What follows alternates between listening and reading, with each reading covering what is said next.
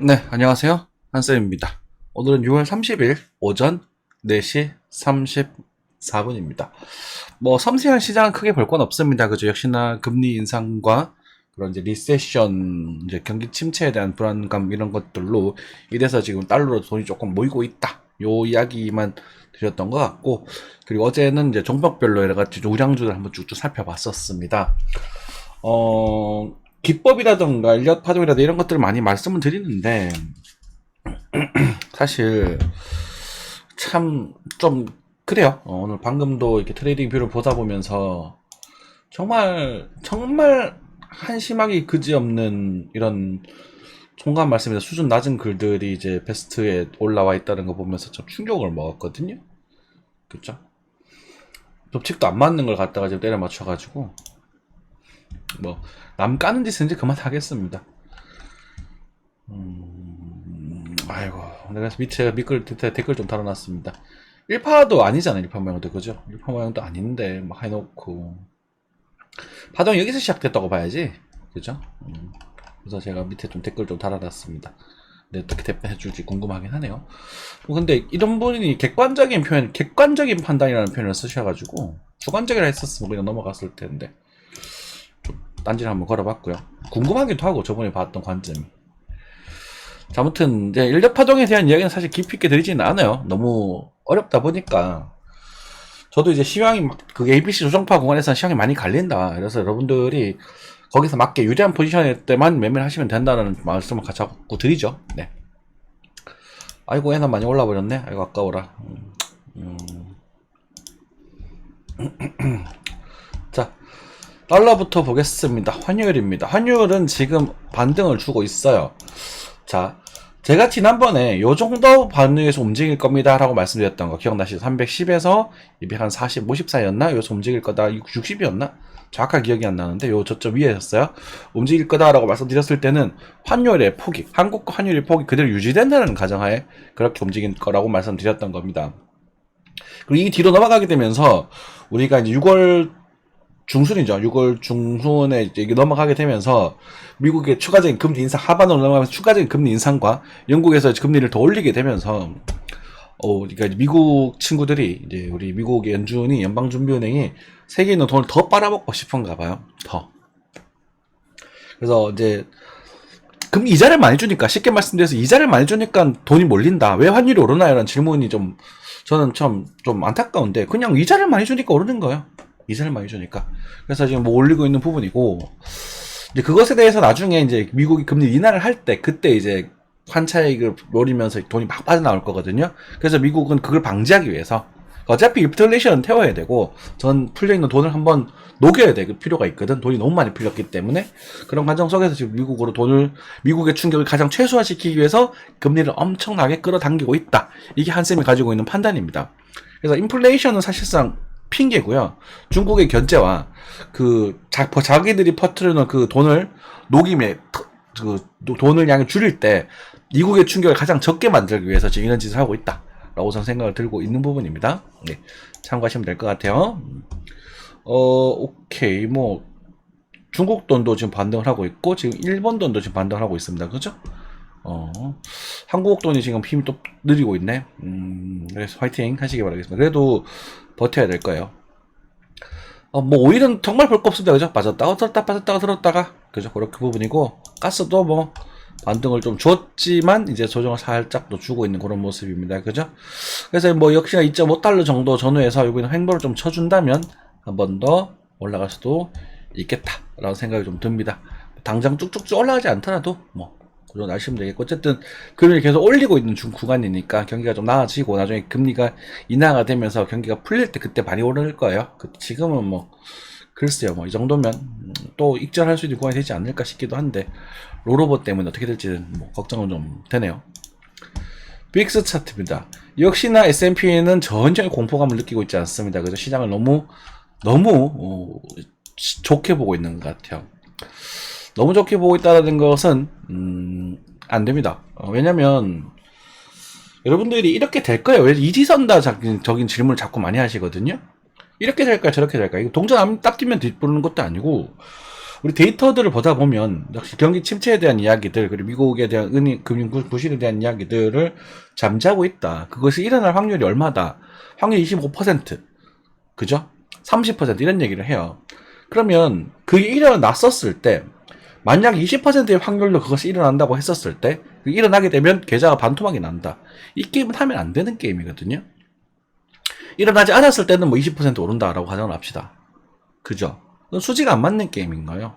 그렇기도 할 것이고, 여러분들이 그것에 대해서 대응을 할 수 있는, 대비할 수 있는 여력을 좀 가지고, 여러분들이 뉴스나 이런 것들을 투자하시면서 보실 거 아닙니까? 그러면 어떤 변수들이 우리 시장에 큰 영향을 미칠 수 있을 것인지 대비하셔야 된다는 얘기지. 이해되셨죠? 그래서 지금 우리 미국 형님들이 정말 낭창하게, 저희 대부분 말입니다, 편안하게 시장을 보고 있다. 아무 생각 없이 가자를 외치고 있는 그런 상황이다 라고 생각하시면 될 것 같습니다. 골드는 많이 빠지고 있어요. 그죠? 골드는 첫 번째 반등 포인트를 빠지고 나서 이제는 1860대에서는 우리가 골드를 또 잡아볼 수 있는 흐름이 될 것이고, 실버 마찬가지입니다. 실버 같은 경우도 사실은 이 아래쪽 자리가 굉장히 매력적인 자리를 돌도듬하게 되거든요. 그래서 실버는 나중에도 이런 시간이 지나서 나중에 많이 오르게 될 겁니다. 더블에서 따더블 정도까지는 오르게 될 겁니다. 시간이 필요하겠죠. 그래서 여러분들이 뭐 코인을 하다가 선물 마진을 하다가 이런 큰 시장에 되는 걸 보다 보면 사실은 뭐 별로 힘이 좀 빠지는 거지. 제가 똑같은 얘기만 계속 얘기하고 있어요. 그죠? 아직은 조금 기다려보자. 그런 얘기고, 개별 증시를 막 종목별 시간별 증시를 막 말씀드리기가 예전에는 막 그렇게 했었어요. 초창기 때는. 근데 그게 지금 구간에서는 되게 의미가 없는 상황입니다. 지금은 추세가 진행되고 있고, 그죠? 일부 알트코인들 일부 종목들 바닥을 파고 돌리고 있고, 그러면서 이제 갔던 종목과 안 갔던 종목에서 왔다 갔다 하면서 키 맞추기를 하고 있을 것이고, 뭐 그런 상태다라고 생각하시면 될 것 같아요. 네. 나스닥입니다. 나스닥은요, 6월 중순을 기준으로 이제 시장의 흐름은 변화할 것이다 라고 말씀을 드렸습니다. 그래서 철저하게 여기 자리를 고점을 찍고 지금 조정을 주고 있는 그런 모습을 띠고 있어요. 맞죠? 폭락할 건 아니고 박스권으로 한번 행보할 가능성이 높아 보입니다 라고 말씀드렸는데, 이 다음 고점이 요 밴드상 위로 한번 살짝 넘어갈 수도 있지 않을까, 이런 생각을 하고 있었고, 지금도 그 가능성에 대해서는 염두를 하고 있습니다만, 여러분들에게 일단 말씀드리고 싶은 것은 요 22평을 건드리고 있거든요. 지금 바로 까지진 않을 것 같은데, 여기서 꿀렁꿀렁 하다가 요렇게 떼면 저 정도까지는 빠질 수 있을 거다. 그 정도는 대비를 해라. 그래서 다시 반등을 주고 이런 식으로 해서 엔딩에 대한 모습을 만들어줄 수도 있겠다라는 생각을 좀 지금은 하고 있다. 이렇게 보시면 될 것 같습니다. 스토캐스틱 모습도 이 뒤쪽 봉우리 더 높죠. 그래서 한 방에 무너지지는 않을 겁니다. 쉽게. 그래서 그런 관점 생각하시면 될 것 같고, S&P는 뭐 역시나 왔다 갔다 하고 있는 그런 모습입니다. S&P요. 네. 반등 좀 하고 있네요. 그쵸? 네. 이 정도 하게 넘어가겠습니다. 네.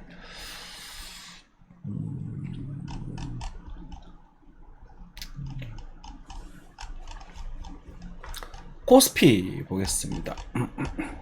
개별 종목에 대한 시향을 조금 디테일하게 듣고 싶으신 분들은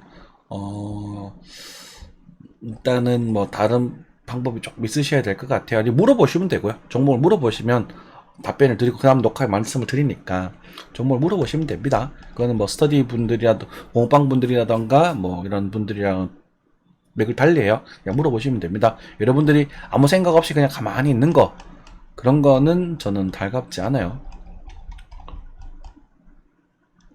세상에 제일 싫어하는 게 날로 먹는 사람들이거든. 제가 정말 싫어요. 이거 날로 사기꾼들을 제일 싫어하고, 그리고 두 번째 싫어하는 게 날로 먹는 사람, 노력 안 하는 사람 생각하면 될 것 같습니다. 코스피가 좀 조정을 좀 보여주고 있네요. 그죠? 오케이. 코스피도 나중에 2400 정도 떼오게 되면은 한번 잡아보세요. 네. 코스닥도 뭐 조금씩 조정을 주고 있는 그런 상태다 생각하시면 될 것 같습니다. 금리가, 외국이 금리가 높으니까 그걸로 빠져나가는 거지. 그죠? 비트코인 살펴보겠습니다. 오늘은 코인을 조금 디테일하게 볼 거예요.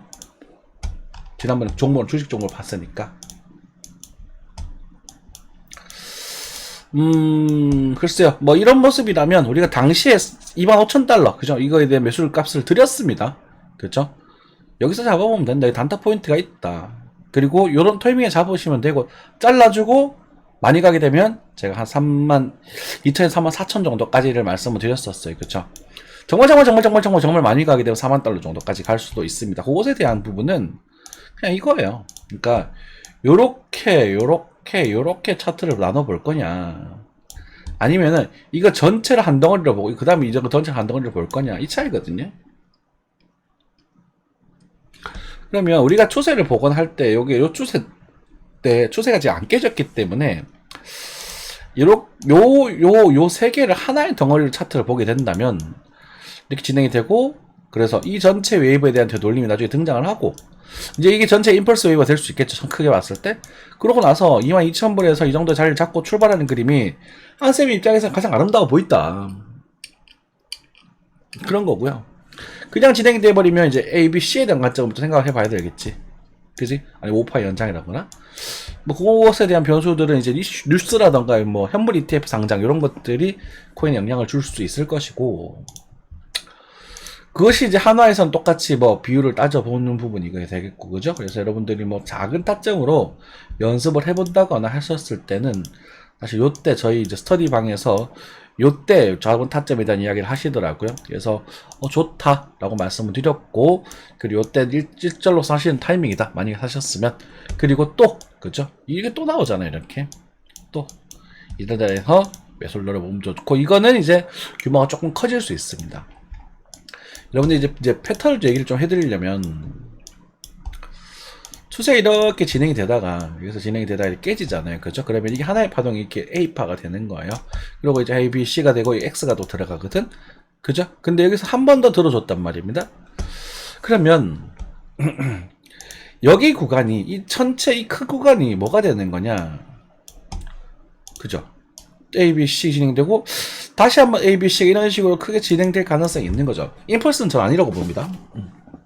그냥 A, B, C가 계속 연결되어 가는 거다라고 보실 수 있는 것이고, 만약 이탈이 되게 된다면, 이 자리가 이탈이 되게 된다면 다시 A, B, C를 찍고 다시 이런 식으로 A, B, C가 빠지게 된다면, 요 전체의 관점에서 살짝 고점 한번 찍고 빠진다면 이제 플랫에 대한 조정도 생각해 볼 필요가 있는 게 되는 거예요.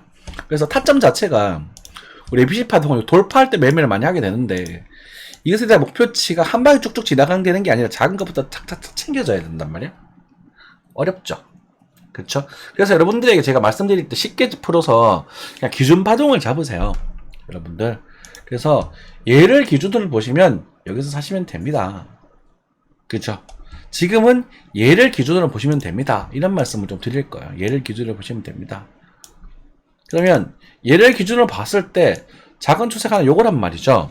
그러면 여러분들 쉽게 말씀드려서 이 추세가 떨어지는, 그럼 1시간 차트에서 좀 넉넉히 보자고요. 1시간 차트에서 이번에 볼린저 밴드의 중심선의 하방 이탈은 내가 조심해야 되겠구나 라고 생각하시면 되는 거예요.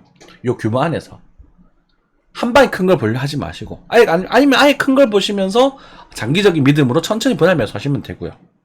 그죠? 어제 이제 조식 종목 나갔던 것들이 그런 종목들이 좀 많죠. 이해되셨나요? 네. 그래서 지금 뭐 흐름 자체에서 막 나쁘게라고 볼만한 부분도 작게 없지만, 이렇게 살짝 튀었다가 조정을 주는 부분은 충분히 일어날 수 있는 부분이고, 이 자리에서는 뭐 이런 식으로 볼만 하단을 치고 다시 돌려도 이상할 게 하나도 없는 흐름이다 라는 부분 체크하시면 좋겠습니다. 저는 이렇게 진행되기를 바랍니다. 상승하더라도 이렇게 진행돼야 우리 패동 웨이브들이 좀 건강하게 움직이는 게 되는 거거든요. 참고하시고요. 뭐 그것에 대한 변수들은 어떻게 될지. 자, 비트코인 캐시가 엄청 많이 올라가 버렸네요. 그죠? 이거는 뭐 우리가 놓쳐버렸기 때문에 그냥 잘 가거라 하고 놓아주면 되는 부분이고, 솔라나도 조금 많이 올랐다. 그렇죠? 바닥을 다지고 좀 올리는 부분이고, 리플은 조금 그렇다.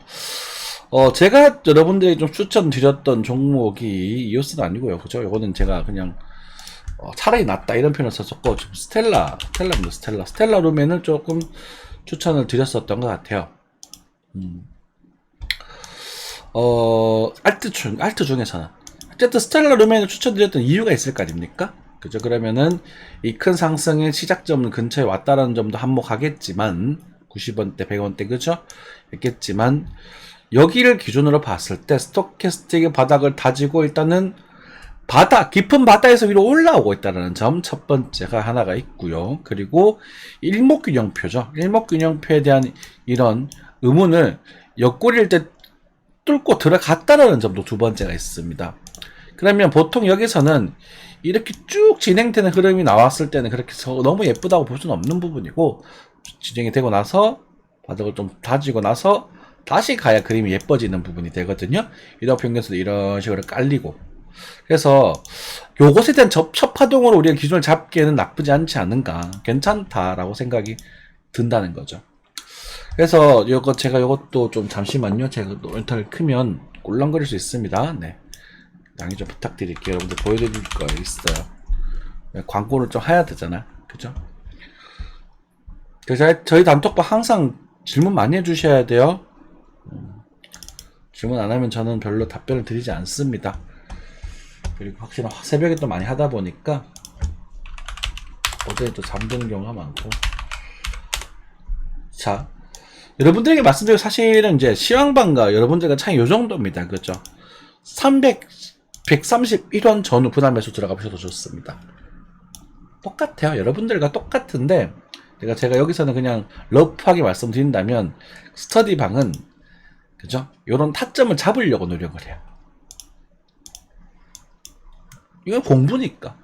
131원. 정확하게 131원이죠. 그죠? 그래서 이게 잡히면 좋은 거예요. 잡히면 다는 거고, 어쩔 땐 안 잡혀서 여러분들에게 말씀드렸던 시장보다 안 좋아질 때도 있어요. 그렇죠. 그래서 스텔라는 그래도 알트 쪽에서는 계속 눈여겨볼 만한 흐름이고, 제가 보기에는 이거 뭐 일단 손절가는 여기가 되겠죠. 그렇죠? 97원? 97원이면 사실 30% 가까운, 40% 가까운 손절률을 가지게 됩니다. 되게 불편하긴 해요. 그렇지만 그래도 상방이 한 200원 넘어가는 그 부분, 그러니까 상방이 그래도 한 70, 80%까지도 바라볼 수 있는 부분이니까 스텔라를 그래도 한번 과감하게 말씀을 한번 드려보겠다. 지금 또 스텔라 괜찮습니다. 나중에 그죠? 그래서 이럴 때는 사셔도 좋다. 그렇죠? 깨지더라도 이럴 때 노리는 거다. 뭐 그런 거죠. 뭐 네오 같은 것도 여러분들 공부하는 이야기들인데, 한번 제가 스터디방 어떻게 이루어지는지 보고 여러분들 공부에 대한 이야기를 좀 드리도록 할게요. 네오는 제가 중간 손절 한번 냈어요. 자, 어디 갔냐? 안 나오네.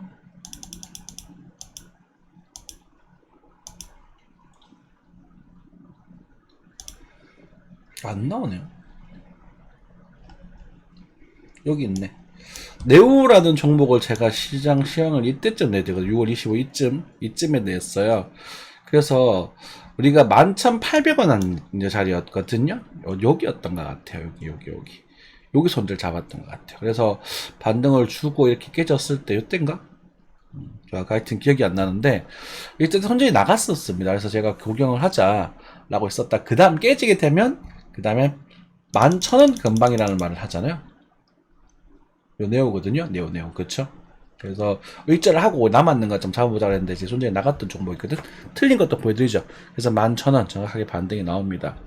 그러니까 이런 포인트들은 잡을 수 있어요. 그러니까 떨어질 거다가 아니라, 여기서는 반등이 조금 나올 수 있겠구나 라는 것들은 짐작은 할 수 있습니다. 그럼 이렇게 반등이 나왔잖아요. 그럼 문제는 그 다음이 중요한 거거든. 계속 말씀드리지만, 잘라주세요. 잘라주시고 나서 들고 가세요.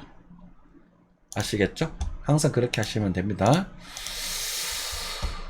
네오도 저 알트코인 차트들이 전반적으로 지금 나쁘지가 않아서, 이게 살아만 남아주면, 이런 애들도 나중에 참 좋아질 수 있겠는데 라는 생각이 든다는 거지.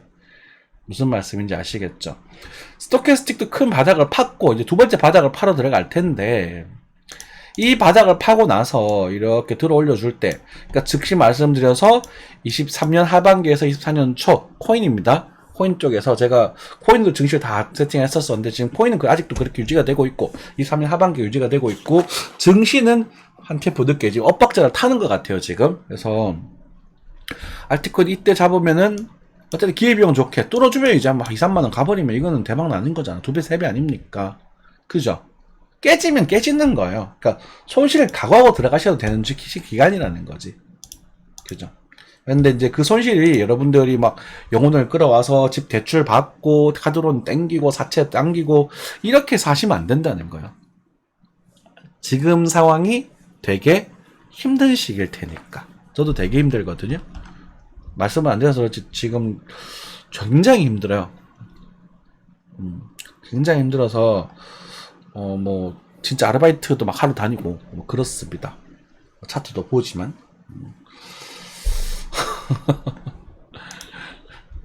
여러분들 전업의 비입니다. 여러분들 직장이 정말 중요한 거예요. 나중에 투자하실 때도 전업하지 마시고 이렇게 투자하시면서 선생님한테 좀 관리를 맡기시고 주식 이런 종목 장투해도 됩니까 하시면 네, 다음 오세요 하시면 또 투자 하시고 천천히 벌어가시고 그럼 좋지 않겠습니까? 그죠? 리셋 많이 가입해 주시고요.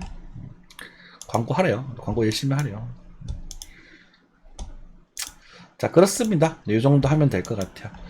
그래서 뭐 딱히 뭐 디테일하게 드릴 말씀은 없어요. 그래서 계속 말씀드리지만 지금 매매하시긴 나쁘지 않고요. 그리고 코인 시장 같은 경우는 이게 뭐라고 할까? 어거가 지금 상폐가 된다는 이런 거 상폐 조심하셔야 됩니다. 상폐 많이 받을 거예요.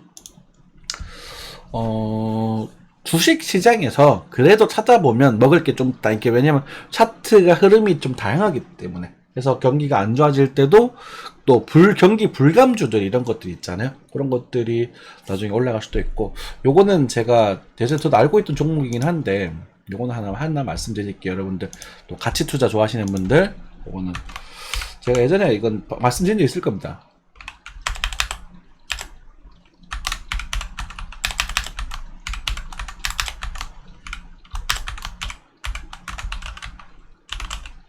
대위금융지주 그죠? 이거 말씀드린 적 있었을 텐데 금융지주 중에 이 녀석이 괜찮다 이렇게 말씀드린 적이 있었어요. 여러분들 기억을 더듬어 보십시오.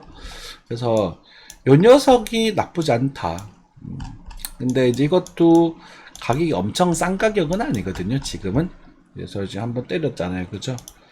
피보나치를 대어보시면 크게 대어보시면 하나 이렇게 될 것이고 여기 염두를 하고 계십시오. 7,800원을 7,800원 염두를 하고 계시는데 이게 오면 잡아보셔도 좋습니다. 하지만 내가 이걸 여기서도 추천드릴 수 있는 이유가 뭐냐면 8,400원에서 7,800원까지 빠지게 되면 약 10%예요. 그죠? 내가 10% 손해를 봐야 돼? 10%도 물리면 되게 아프잖아. 근데 여러분들 이걸 보셔야 됩니다.